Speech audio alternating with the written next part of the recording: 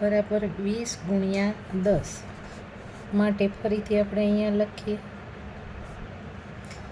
તો આ છે 20 ગુણ્યા 10 બરાબર, અથવા તો આપણે આ હતા તો એ ક્યાં લઈએ છેદમાં અને બરાબર બોક્સ, અથવા તો આમ પણ કરી શકીએ બોક્સ બરાબર 20 ગુણ્યા 10 અને છેદમાં 8 બે સેમ જ થાય, ગમે એ કરીએ બરાબર. માટે અહીંયા 20 છે તો આપણે 20ના તો કે 4 પંચા 20 અને 2 પંચાને 10 અને 4 દુ તો કે 8, 4 આપણે ઉડાડી દઈએ, અહીંયા 2 ઉડાડી દઈએ તો બરાબર બોક્સ.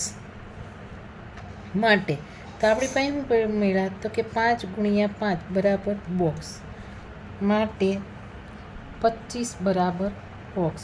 તો બોક્સમાં આપણે કેટલા મળે છે તો કે 25 બરાબર છે, તો અહીંયા આપણે 25 આવશે.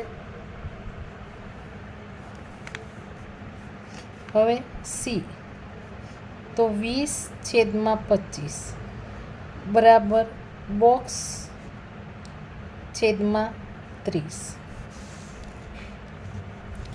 માટે અહીંયા 20 ગુણ્યા 30 બરાબર બોક્સ, ચોકડી ગુણાકાર આ ભાગાકારમાં છે તો ઉપર જાય તો કેવામાં આવી જાય તો કે ગુણાકારમાં બરાબર.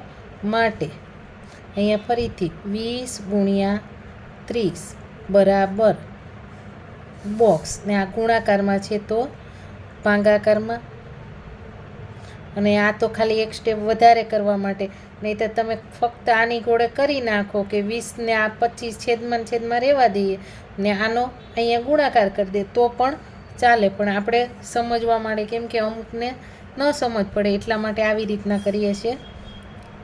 માટે તો હવે અહીંયા આપણે શું કરવાનું છે તો કે કોઈ પણ રીતે તમને ફાવે તો કે 4 પંચા 20 અને 5 6 30, તમારી રીતે ગમે એવી રીતના નાનું સ્વરૂપમાં કરી શકો. અને પચું 25 મેં એટલે લીધા છે 4 પંચા 20 કે 5 5 આવે તો અહીંયા 5 5 ઉડી ગયા, 5 6 30 લીધા તો કે અહીંયા પણ 5 5 ઉડી જાય બરાબર બોક્સ.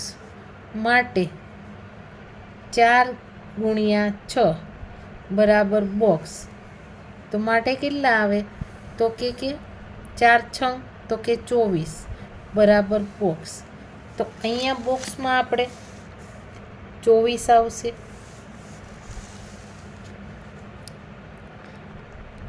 ડી 24 છેદમાં આપણે 30 બરાબર 28 છેદમાં તો કે બોક્સ.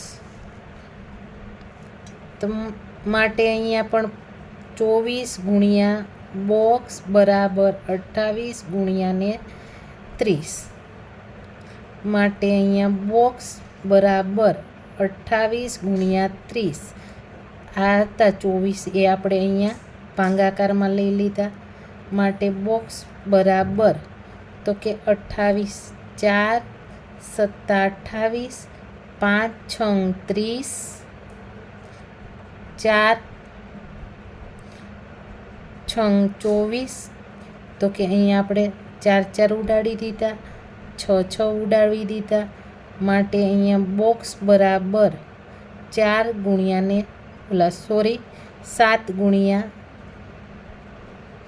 7 ચોક આપણે લખ્યા 7 ગુણ્યા 4 ગુણ્યા ને 7 તો કે 28, તો અહીંયા આપણે 7 4 4 ઉડાડી દીધા તો અહીંયા આપણી પાસે શું વધ્યા તો કે 4 ગુણ્યા 5, તો માટે બોક્સ બરાબર 7 પંચા તો કે 35, તો અહીંયા બોક્સમાં આપણે કેટલા મળે તો કે 35 મળશે.